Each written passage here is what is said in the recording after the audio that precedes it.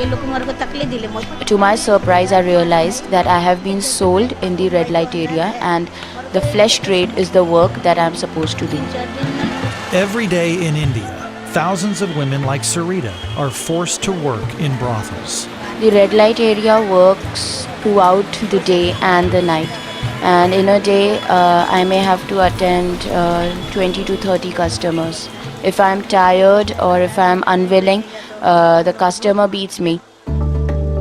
But through India Partners, there is hope. The staff of India Partners saw me and took pity on me. They said that we have a kids safe house where the child Muskan could be taken well care of. They also told me that I also have a safe house where I could stay safe over there without being beaten or forced to do the flesh trade. Over the last few years, Christian radio has stepped in and said enough is enough. Radio campaigns for India Partners have raised the funds to provide safe shelter to mothers like Sarita and her children. Radio partnerships have been so successful that we have been expanding the capacity and rescuing even more girls. Thank you.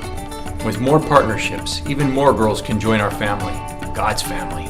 The way that India Partners covers this topic is absolutely amazing because they do it in a very friendly, sensitive manner. And we didn't get any complaints from our family of listeners. And it's just been an awesome thing to see what has happened.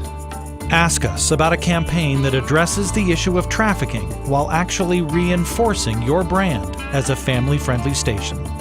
It's time to finally do something. All the past torment that I had has been turned into great joy.